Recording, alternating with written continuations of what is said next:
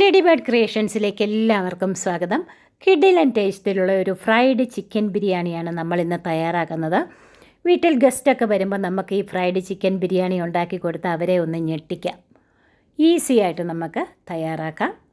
അപ്പോൾ വീഡിയോ ഒന്ന് കണ്ടു നോക്കുക. ഇഷ്ടമായാൽ നിങ്ങൾ ലൈക്ക് ചെയ്യണം, ഷെയർ ചെയ്യണം.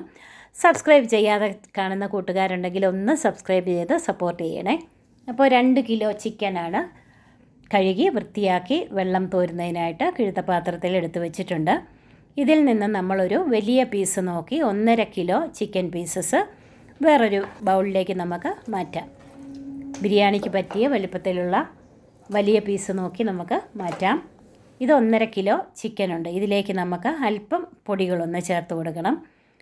1 table spoon Kashmiri chilli powder, 1/2 teaspoon മഞ്ഞൾപ്പൊടി, 1 ടീസ്പൂൺ കുരുമുളക് പൊടി, 1 ടീസ്പൂൺ ഉപ്പ്, പിന്നെ 1 നാരങ്ങയുടെ നീര് പിഴിഞ്ഞ് അതോടെ ചേർക്കാം. കൈകൊണ്ട് തന്നെ നന്നായിട്ടൊന്ന് തിരുമ്മി യോജിപ്പിച്ച് മസാലയൊക്കെ ഇതിൽ നന്നായിട്ടൊന്ന് പിടിക്കാനായിട്ട് നമുക്കിത് അരമണിക്കൂറൊന്ന് മൂടി വയ്ക്കാം. തലേ ദിവസം നമ്മളിതിങ്ങനെ ചെയ്ത് മാരിനേറ്റ് ചെയ്യാനായിട്ട് ഫ്രിഡ്ജിൽ വെച്ചാൽ ബിരിയാണി ഉണ്ടാക്കാൻ ഒന്നുകൂടെ എളുപ്പമായിരിക്കും. മസാലയൊക്കെ നന്നായിട്ട് പിടിക്കുകയും ചെയ്യും. അപ്പോൾ ഒരു മീഡിയം വലിപ്പത്തിലുള്ള 3 ടൊമാറ്റോസ്, നല്ല പഴുത്ത ടൊമാറ്റോസ് അരിഞ്ഞ് വയ്ക്കണം ക്യൂബ്സായിട്ട്. ഇനി ബസ്മതി റൈസാണ് ഞാൻ എടുത്തിരിക്കുന്നത്. നല്ല ക്വാളിറ്റിയുള്ള ബസ്മതി റൈസാണ്. 250 ml കപ്പിൽ 4 കപ്പ് ബസ്മതി റൈസ് ഒരു വലിയ ചെരുവത്തിലേക്കിട്ട് നന്നായിട്ട് 3-4 പ്രാവശ്യം കഴുകി നല്ല വെള്ളം ഒഴിച്ച് നമുക്കൊരു അരമണിക്കൂർ കുതിരുന്നതിനായിട്ട് വയ്ക്കാം. 1 കപ്പ് മല്ലിയില, പുതിനയില വൃത്തിയായിട്ട് കഴുകി ഇലകളൊന്ന് അടർത്തി എടുത്ത് വയ്ക്കാം. അതുപോലെ 4 വലിയ സവാള തീരെ കനം കുറച്ച് അരിഞ്ഞ് എടുത്ത് വയ്ക്കണം. 15 പച്ചമുളക്, 3 ടേബിൾ സ്പൂൺ വെളുത്തുള്ളി, 2 ഇഞ്ച് വലിപ്പത്തിലുള്ള ഇഞ്ചി അതൊന്ന് ചതച്ചെടുത്ത് വയ്ക്കണം. ഇനി വലിയൊരു പാനിലേക്ക് നമുക്കൊരു 3/4 കപ്പ് എണ്ണ ഒഴിച്ചു കൊടുക്കാം. എണ്ണ നന്നായിട്ട് ചൂടാകുമ്പോഴത്തേക്ക് നമ്മൾ കനം കുറച്ച് അരിഞ്ഞെടുത്ത് വെച്ചിരുന്ന സവാള 2 പ്രാവശ്യമായിട്ട് നമുക്കിട്ട് ഫ്രൈ ചെയ്തെടുക്കണം. ഒരു മീഡിയം ഫ്ലെയിമിൽ തുടരെ ഇളക്കണം. ഒട്ടും കരിഞ്ഞു പോകാതെ നമ്മൾ പ്രത്യേകം ശ്രദ്ധിക്കണം. കരിഞ്ഞു പോയാൽ ബിരിയാണിയുടെ ടേസ്റ്റ് എല്ലാം അപ്പടി മാറിപ്പോകും. അപ്പോൾ ഈ ഒരു പരുവമാകുമ്പോഴത്തേക്ക് നമുക്കിത് കോരി മാറ്റാം. അല്ലെങ്കിൽ കുറച്ച് സമയം കൂടെ ആകുമ്പോഴത്തേക്ക് ഇത് കരിഞ്ഞു പോകും. കോരിയെടുത്ത് ഒരു വലിയ പ്ലേറ്റിലേക്ക് നമുക്ക് മാറ്റി ഫോർക്ക് കൊണ്ട് അന്നേരം അത് നിരത്തി ഇടണം. അപ്പോൾ രണ്ടാമത്തേത് വറക്കുവാണ്. ഇപ്പം ക്രഷ് ചെയ്ത് വെച്ചിട്ടുണ്ട് ചില്ലീസും ഗാർലിക് ആൻഡ് ജിഞ്ചർ.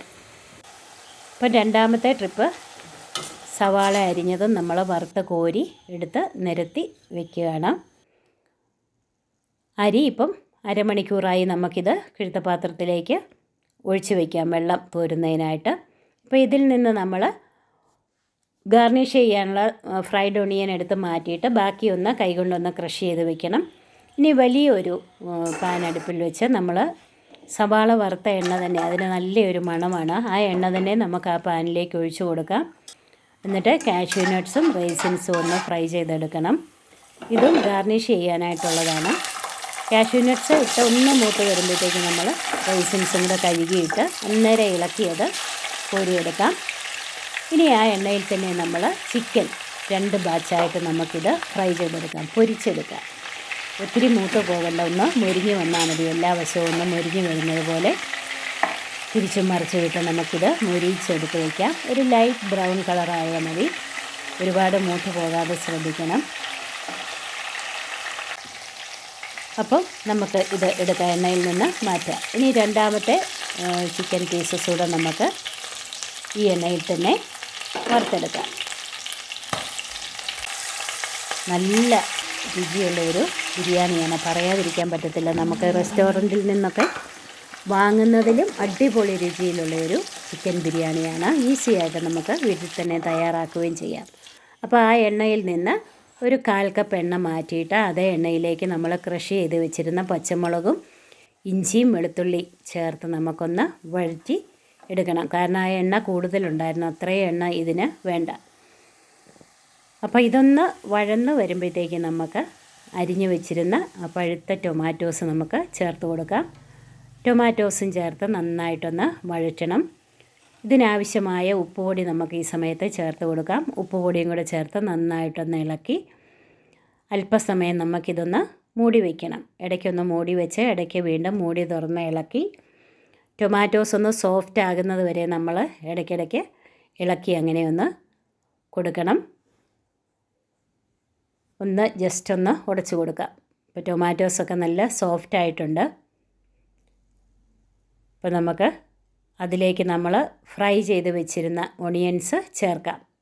സവാള വറുത്തെടുത്ത് നമ്മൾ കൈകൊണ്ടൊന്ന് ക്രഷ് ചെയ്ത് വെച്ചിരുന്നത് ഈ സമയം നമുക്ക് ഈ മസാലയിലേക്ക് ചേർത്ത് കൊടുക്കാം.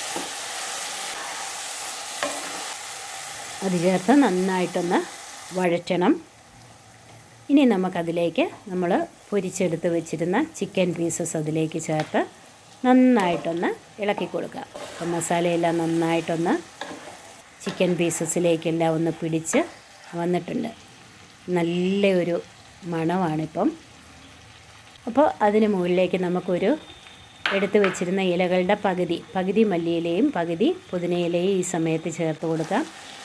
മല്ലിയിലയും പുതിനയിലയും ചേർത്ത് വീണ്ടും നന്നായിട്ട് നമുക്കൊന്ന് വഴറ്റി കൊടുക്കണം. ഇനി ഇതിലേക്ക് ഒരു നാരങ്ങ പിഴിഞ്ഞ് അതിൻ്റെ നീരൂടെ ചേർക്കാം. ഇനി ഒട്ടും പുളിയില്ലാത്ത അരക്കപ്പ് കട്ട തൈര് നമുക്കിതിലേക്ക് ചേർത്ത് കൊടുക്കാം. വേറെ വെള്ളമോ ഒന്നും നമ്മളിതിൽ ചേർക്കുന്നില്ല. ഇത്രയും മതി. ഇത് ചേർത്ത് നന്നായിട്ടൊന്ന് ഇളക്കി മൂടി വെച്ച് നമുക്കിതൊന്ന് വേവിച്ചെടുക്കണം. ഒരു 1.5 ടീസ്പൂൺ ബിരിയാണി മസാല പൗഡർ ചേർക്കാം. അല്ലെങ്കിൽ അതിന് പകരം ഗരം മസാല വേണമെങ്കിലും ചേർക്കാം. ഇത്രയും മസാലകളേ ഉള്ളൂ. കൂടുതൽ മസാലകളൊന്നും നമ്മളിതിൽ ചേർക്കുന്നില്ല. അത് മൂടി വെച്ചൊന്ന് വേവിക്കുക. ഇനി വലിയൊരു പാൻ അടുപ്പിൽ വെച്ച് അതിലേക്ക് ഒരു 3 ടേബിൾ സ്പൂൺ നെയ്യും 2 ടേബിൾ സ്പൂൺ എണ്ണയും കൂടെ ഒഴിച്ചിട്ട് നമ്മൾ ഒരു ബേ ലീഫ്, ഒരു കഷ്ണം കറുവാപ്പട്ട, ഒരു 4 ഗ്രാമ്പു, 5 ഏലക്ക ഇത്രയും നമുക്കൊന്ന് വഴറ്റിയെടുക്കണം. 1 മിനിറ്റ് ഒന്ന് വഴറ്റിയിട്ട് നമ്മൾ 6 കപ്പ് വെള്ളം, 1 കപ്പ് അരിക്ക് 1.5 കപ്പ് വെള്ളം എന്നുള്ള കണക്കിൽ 4 കപ്പ് അരിക്ക് 6 കപ്പ് വെള്ളം ചേർത്ത് പാകത്തിന് ഉപ്പ് ചേർത്ത്, ഉപ്പ് അല്പം മുമ്പിട്ട് നിൽക്കണം. ആ ഉപ്പൂടെ ചേർത്ത് നമുക്കിത് നന്നായിട്ട് വെള്ളം വെട്ടിത്തിളയ്ക്കണം. വെള്ളം വെട്ടിത്തിളയ്ക്കുമ്പോഴത്തേക്ക് നമ്മൾ തോരാനായിട്ട് വെച്ചിരുന്ന അരി ഈ സമയം നമുക്കിതിലേക്ക് ചേർത്ത് നന്നായിട്ടൊന്ന് ഇളക്കി മൂടി വെച്ച് നമുക്ക് ഹൈ ഫ്ലെയിമിൽ തന്നെ നമുക്കൊരു 4-5 മിനിറ്റ് വേവിക്കാം. അത് കഴിഞ്ഞ് ലോ ഫ്ലെയിമിലേക്ക് മാറ്റാം. ഇടയ്ക്കൊന്ന് ഇളക്കി നോക്കണം. ഒരു 3/4% അരി വെന്താൽ മതി. അതായത് ഒരു 80% വരെ അരി വേകാം. ഇനി നമുക്ക് അടുപ്പിൽ നിന്ന് വാങ്ങി വയ്ക്കാം. ഇതിൽ നിന്നും പകുതി റൈസ് നമുക്ക് വലിയ ഒരു പ്ലേറ്റിലേക്ക് മാറ്റാം, നിരത്തിയിട്ട് കൊടുക്കാം. അപ്പോൾ ബാക്കിയുള്ള റൈസിന് മുകളിലേക്ക് നമുക്ക് ഗാർണിഷ് ചെയ്ത് കൊടുക്കാം. ഫ്രൈഡ് ഒണിയൻസ്, നട്ട്സ്, കിസ്മിസ്, പിന്നെ മല്ലിയില, പുതിനയില, അതിൻ്റെ മുകളിൽ ചിക്കൻ പീസസും അതിൻ്റെ മസാലകളും കൂടെ മൊത്തം നമുക്ക് നിരത്തി കൊടുക്കാം. അതിന് മുകളിൽ നമ്മൾ എടുത്ത് മാറ്റി വെച്ചിരുന്ന പകുതി ബിരിയാണി റൈസ് നിരത്തി കൊടുക്കാം. അതിന് മുകളിൽ വീണ്ടും നമുക്ക് ഗാർണിഷ് ചെയ്യാൻ നട്ട്സും ഫ്രൈഡ് ഓണിയൻസും റൈസിൻസും പിന്നെ മല്ലിയിലയും പുതിനയിലയും. എന്നിട്ട് മൂടി വെച്ച് നമുക്ക് ഒരു 30 മിനിറ്റ് ലോ ഫ്ലെയിമിൽ നമുക്കിതൊന്ന് ദം ചെയ്തെടുക്കണം. അടപ്പ് അത്ര ക്ലോസ് ആയിട്ടുള്ള അടപ്പല്ലെങ്കിൽ ഇതിന് മുകളിലൊന്ന് അലൂമിനിയം ഫോയിൽ വെച്ച് മൂടി വെച്ചിട്ട് വേണം അടപ്പ് വെച്ച് ബേക്ക് ചെയ്തെടുക്കാൻ. ഇത് നല്ല ക്ലോസ് ആയിട്ടുള്ള അടപ്പായതുകൊണ്ട് ഞാൻ ഡയറക്റ്റായിട്ട് അടപ്പ് വെച്ച് അടച്ച് ബേക്ക് ചെയ്തെടുത്തു. അപ്പോൾ ഒരു 30 മിനിറ്റ് കഴിഞ്ഞപ്പോഴത്തേക്ക് നല്ല ഒരു മണമാണ്. നല്ല ഫ്ലേവറുള്ള, നല്ല പാകത്തിന് വെന്ത, അധികം വെന്ത് കുഴയാത്ത നല്ല ഫസ്റ്റ് ക്ലാസ് ബിരിയാണി. ഒന്നും പറയാനില്ല. ഇതൊന്ന് വെച്ച് നോക്കണം. തീർച്ചയായിട്ടും നിങ്ങളുടെ ഗസ്റ്റുകളൊക്കെ ഒന്ന് അതിശയിച്ചു പോകും. ഇതേത് റെസ്റ്റോറൻറ്റിൽ നിന്ന് വാങ്ങിയ ബിരിയാണിയാണെന്ന് ചോദിക്കും. അപ്പോൾ നിങ്ങൾ ഇങ്ങനെയൊന്ന് ട്രൈ ചെയ്ത് നോക്ക്. നിങ്ങൾക്ക് തീർച്ചയായും ഇഷ്ടപ്പെടും. ഇനിയും പുതുരുചികളുമായി നമ്മൾക്ക് വീണ്ടും കാണാം.